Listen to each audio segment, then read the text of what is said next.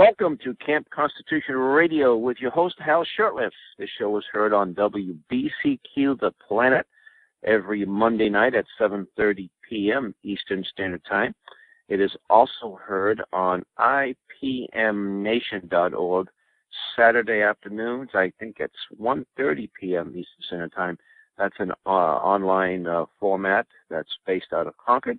WBCQ comes out of Aroostook County in beautiful Monticello, Maine. And it's brought to you by Camp Constitution, which, among other things, runs a week and a day-long family camp. This year's camp, I should say next year's camp, will be where it has always been at the Towanipi Christian Retreat Center in Ringe, New Hampshire, from July 2nd to the 9th. And one of our instructors is online here. That would be Reverend Stevie Kraft. How you doing, Rev? I'm blessed. How you doing, my brother? Well, we're doing just fine, thank you. Well, today we're going to be talking about, I think, a very important topic. Well, I like to think all the topics I talk about are important. I don't usually talk about football and the reality shows, but let me get a little background here. Reverend Kraft and I go back, I don't know, to probably 2005, and he has been up to the New England area on a somewhat regular basis ever since camp ended in July. I think you've been up here probably 5 times. You were up here just recently because you are going to be part of the documentary that will be done on the Dr. Kishore ordeal, and you were videotaped. Now, I wouldn't say videotaped, it's a real professional production put up by Joaquin Fernandez, who co-directed the video indoctrination, and we had Joaquin on the show just a few weeks ago. Anyway, you are up in my office where I am right now in my attic, the corner of the housetop, as King Solomon would say. Although I don't have a contentious wife, though. God willing, thank God. And you saw a book that was on my library, Color, Communism, and Common Sense. And the issue you saw was from the early 60s, American Opinion reprint. The book, really, it's more like it's not too big of it's a booklet, maybe about 70 pages. And you looked at it, you had a beeline for it. And I said, gee, I just assumed you must have known about this. And then you grabbed it, and let me just the rest to you, because you read it in 1 or 2 sittings. Yes, I was blown away, my brother. I really was. You know, it's amazing how the Lord will bring things to our attention that he knows we are not familiar with, but he knows that we would be faithful once we are familiar with it to take it and do his will. And as you were saying to our listening audience, I was up in your office, and my eyes just happened to look right at this book that was kind of standing up among other books, the title being Color, Communism, and Common Sense by Manning Johnson. Now, I would be remiss not to mention to our listening audiences that I had never heard of this man, Manning Johnson, and I never heard of the book, Color, Communism, and Common Sense. But matter of fact, it's really amazing. Today, being Sunday, I brought this book to church, and a few of the activists at church, matter of fact, the lady who, her and her husband, the DeJesus's, Lana and Ray DeJesus, we always talk about these different issues, these political issues from a Christian perspective.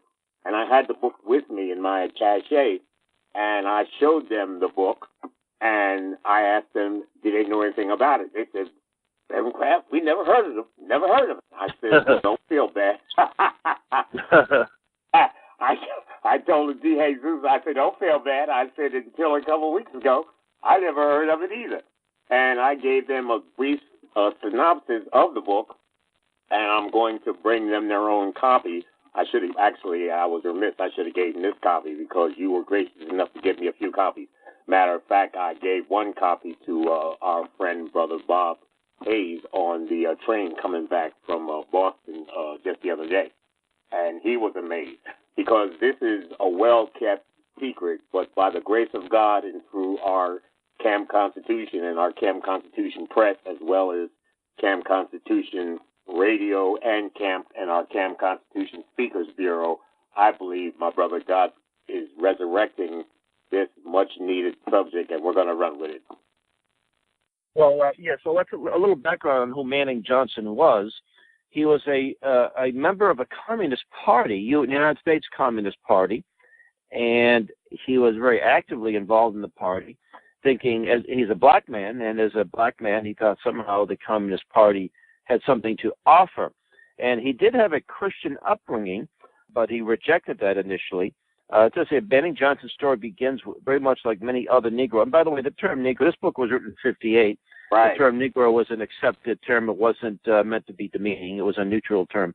Anyway, like many other Negroes, brought up in a religious home, he was inducted into the party largely because of the preachings of Communist Bishop William Montgomery Brown. Manning Johnson is a man of ability and education and felt himself frustrated by his race and color and felt under the spell of the Communist propaganda. The Communists, however, reckoned without understanding that the man they had enlisted in their cause had for them certain dangerous qualities. He had a Christian upbringing, he was intelligent, and he had courage. His Christian upbringing made him revolt at the obscene immorality of the Communist Party and its members. And he actually he did run for Congress in New York City, in Harlem, back when he was a communist in the 1930s. And he came out of the party, actually testified against Harry Bridges at a congressional hearing. And in 1958, he put his thoughts in this book, Color, Communism, and Common Sense.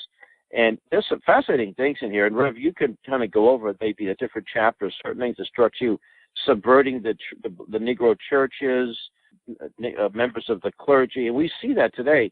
And then they actually had some great research here, why India still suffers from poverty and misery. And back in the 50s and early 60s, these civil rights organizations were looking at Gandhi and what a great job he was. But here India had a vicious caste system. And then there was a letter from the union leader of Manchester, William Loeb. He wrote a letter to the editor, to the fellow who is the editor of the Little Rock, Arkansas paper, and they had just written this editorial about the evils of discrimination and so forth. Yet he discovered, Mr. Loeb saw their paper, that they didn't have any blacks writing for them. Not only that, but even the obituary page was segregated, and they refused to change that. So it just showed the utter hypocrisy of a lot of these white liberals who cry, they have so much love for the black man, except they don't really want much to do with them. So what exactly, I mean, you read the whole thing, and like I say, one or two sittings, and it was just, it floored you. So what are some of the things in this book that really caught your attention? Well, let me say this to our listening audience, my brother. First and foremost, there's an old saying, but it's always been true. You know, players change, but as the book of Ecclesiastes tells us, there's nothing new under the sun. The only thing that doesn't change is change.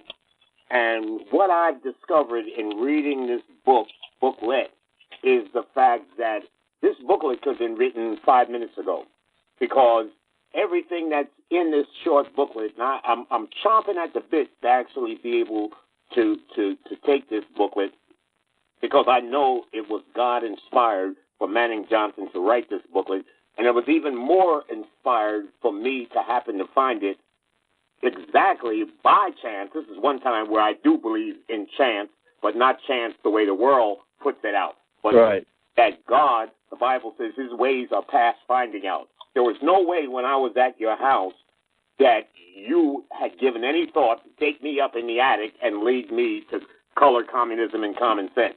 But God knew that was going to happen. And as a result, we now have this treasure in our hands, and we're going to run with this thing. I looked through this booklet, and there is so much in this booklet that we can, for those, as Jesus says, for those who have ears to hear and for those who have eyes to see, we can take this and begin to expose, as you just got done saying to your listening audience, the utter hypocrisy of the socialists and the communists and the Marxists concerning not only the black people, but people of color working class whites, because one thing in this book that this book talks about is racial issues are only the prerequisites or class issues.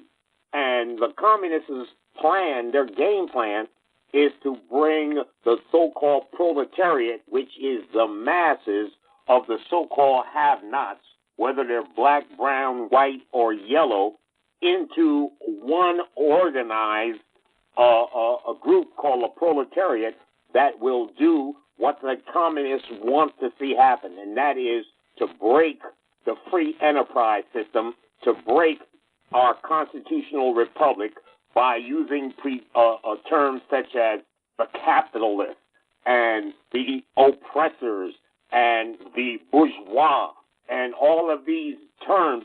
One thing I read in the book about one of the most common used tactics of the Marxists is the tactic of smear, the tactic of name calling, the tactic of calling whites who do not agree with these evil ideologies, calling them racist, and calling blacks who oppose this evil ideology, calling them Uncle Toms, in order to shut down any opposing or dissenting viewpoints. You mentioned in the book, he mentions the term Uncle Tom and how the communists twisted a character who was a noble individual into some sniveling, groveling yes man. I thought that was pretty interesting. Exactly. It's very, very interesting, and that is one of the issues that I am definitely going to really exploit in a positive way, because that term, Uncle Tom, is thrown out every day to try to shut down blacks who understand what's going on, but at the same time do not see or do not understand what is behind that term. For your listening audience that does not know, the true Uncle Tom came out of the novel by Harriet Beecher Stowe entitled Uncle Tom's Cabin. Uncle Tom, the true Uncle Tom, was anything but a sniveling, step-and-fetch-it traitor to his race. The true story of Uncle Tom, for anyone who wants to research this character, was one who, number one, he was a Christian, and he had so much love for his people that he literally became a martyr. He literally gave up his life to protect two runaway slaves who Simon Legree, the wicked slave master, had said that he would be beaten to death by other blacks, or at the time, like you said, Negroes was the term, if he did not tell on them. So the real, quote-unquote, negative Uncle Toms are those who buy into this Marxist ideology, whether they realize it or not. And one of the ideas that have come to me as I begin to ponder how I want to put this together on the Speakers Bureau is to contrast and compare the true legacy of the real Christian Uncle Tom and his character and courage as a Christian believer versus this false Uncle Tomism, Reverend Uncle Tom. I'm going to craft a word myself and call it Uncle Tom versus Uncle Tomism, because the left always uses isms, racism, classism, sexism, isms. So I am going to, and this just came to me, Hal, as we speak, I am going to compare and contrast Uncle Tom with Uncle Tomism. It's one of the chapters he dedicated to is the black church, or the Negro churches, and how the communists. Now, today, we may not see guys with hammer and sickles running around, whether they're Communist Party members, socialists, whatever they call themselves today, but the playbook is still being used. But they seem to have a lot of influence. I mean, not to say they don't have influence in white churches. When you drive around, you see rainbow flags in front of your congregational church, you know something's wrong. But why are there so many black churches? They may be sound theologically, Trinitarian and Bible believing, but they all seem to, many of them, not all, but many of them support the leftist agenda, and it's really hard to figure this out. I'm glad you brought that point up. This booklet, this is something that I saw, I don't know, within the last 48 hours. I finally received the answer, Howard, to that question of the obvious disconnect between black people's theology, which is biblical, versus black people's political ideology, which is political correctness, which is biblically incorrect. What I discovered was simply this. Because black people, by and large, have suffered and do have legitimate grievances due to past injustices, they have been willing bait for the leftist and the communist ideology of taking the role of the oppressed, as we hear. And the communists have come up with the counterfeit known as social justice rather than biblical justice. Where can you sell the idea of social justice better than anywhere else? That's in the house of God. And now I see the connect between black conservative theology, which is biblical, and black liberal politics.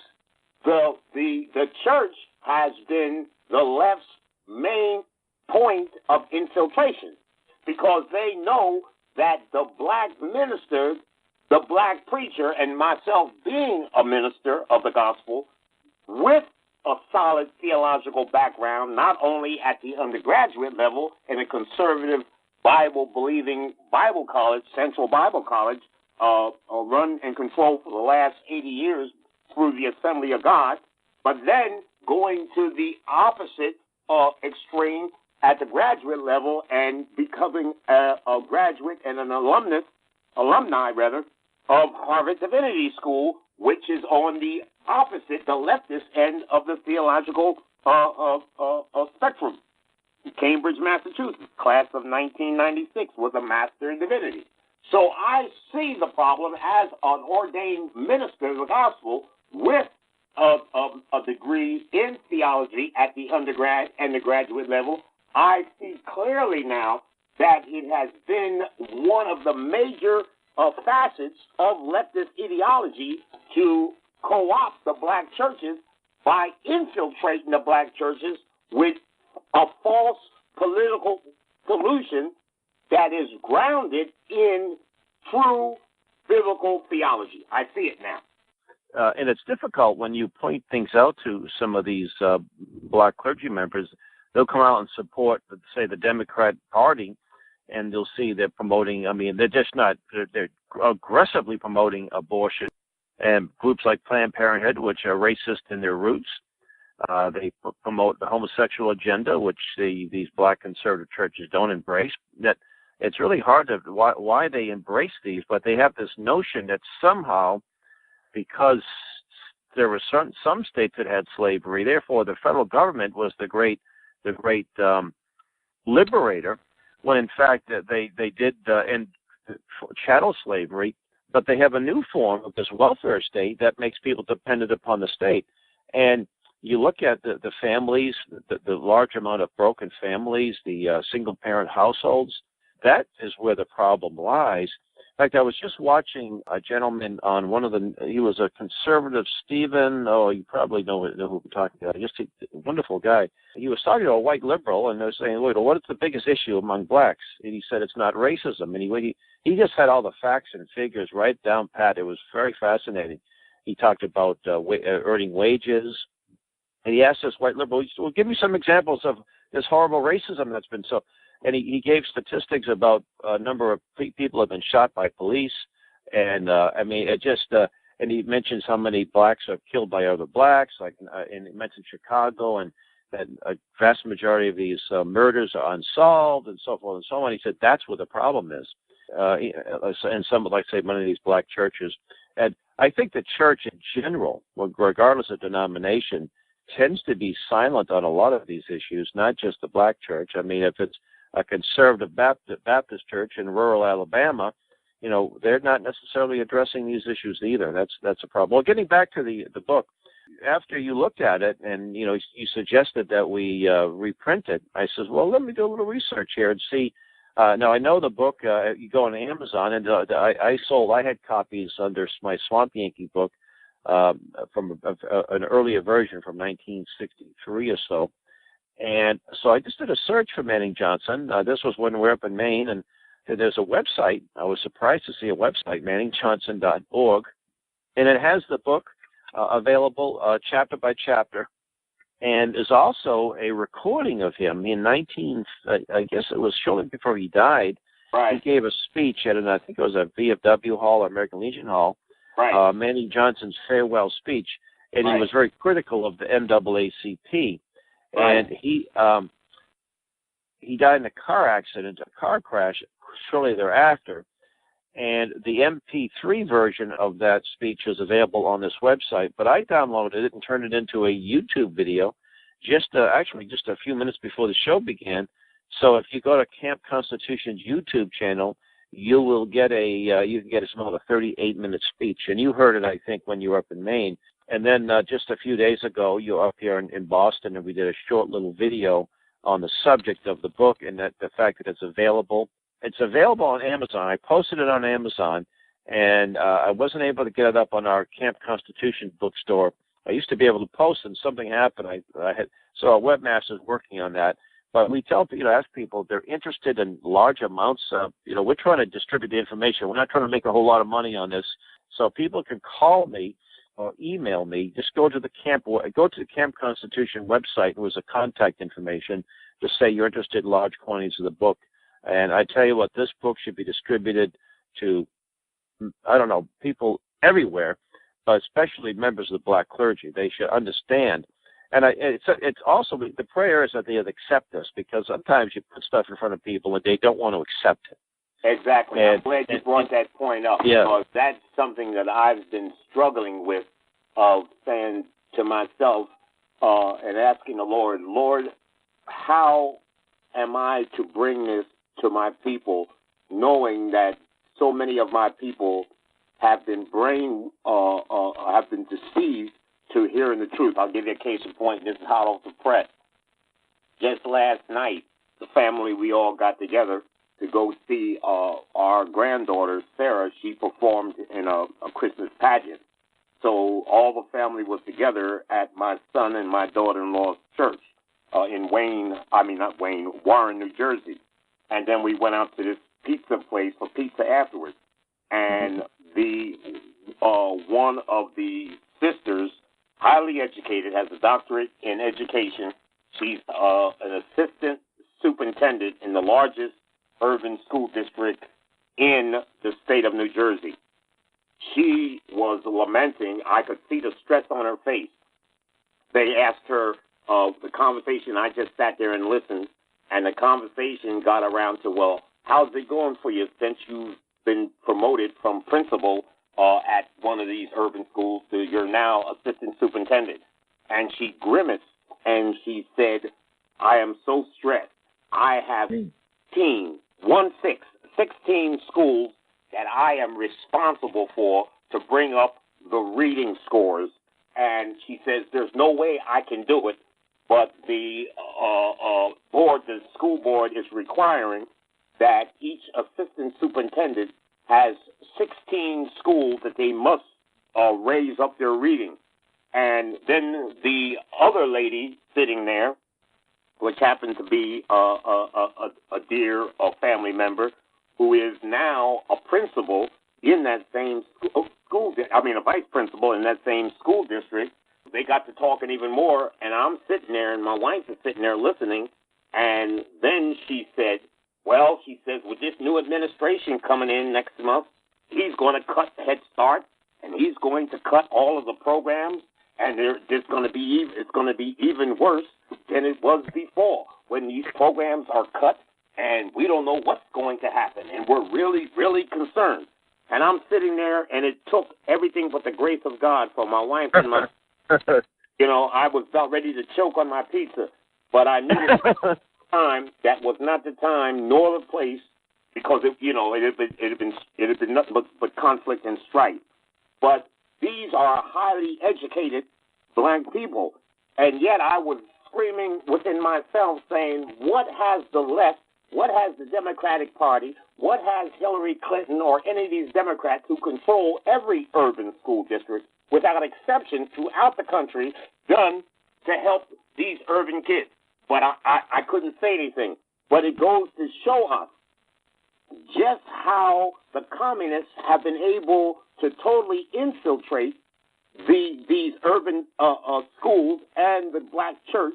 So I said to the Lord, I said, "Lord, I'm just going to take this work that you showed me, and I'm just going to step out by faith, and whatever doors open through Camp Constitution, through our Speakers Bureau, through our radio programs, through our publishing arm, whatever doors that open, I'm going to step through them and speak, because as Manning Johnson said, these issues are moving from racial issues into class issues, where it's going to separate and divide the so-called haves from the so-called have-nots." And that's the Alinsky take. Let me, it's interesting when you mentioned that her job is to raise the reading level, and all she had to do was to go to Camp Constitution's Sam Blumenfeld archive, and where it says reading, she could have incorporated the the phonics method, and use Sam Blumenfeld's alpha phonics, and be able to bring the reading level up probably better than best in the whole state. Never mind just in these urban schools, but it's like a closed shop. Exactly. She said, she loves kids, and she would do that, but she can't do it because the system is against that. They're not allowed to teach phonics, but yet all of them learn through phonics. So she's locked into a system that cannot be reformed, and it cannot be fixed. It must be demolished. And Rev, could you imagine if you were a football coach, and the school, high school football coach, and they said that everybody has to run on one leg, but we're losing our games, and we need to get the running backs up being faster, and we need the quarterback to throw more accurately. You say, but we can only use one leg. That's the rule. You can't use both legs. It would be absurd. It would be. That's what they're doing when it comes to this reading, and it's a whole lot more important to be able to read than throwing a football, I think. So exactly. We just have a minute left. So let me just say to the listeners that this book is available on Amazon right now. Just go to Amazon and you'll see the it's listed under Swamp Yankee. That's the new version. It's the cheapest available. If you would like to have a large quantity of these, give me a call directly. I'll give out my phone number, 857-498-1309. You can also go to Camp Constitution's Facebook page and message, or the website message.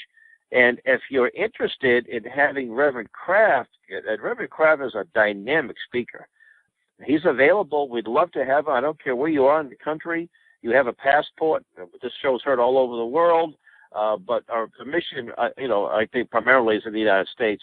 So please put this man. This man is a national treasure. We need to get this guy out on the road, and we need to get blacks and white. We need reconciliation, not racism and turmoil. And we do not want the enemies of our country to destroy the greatest country in the history of mankind. So I want to thank you for listening, and Rev, thank you for being a guest on the show. Thank you. Until next time, God bless. We'll see you next week. God bless you all. Thank you, Brother Hal.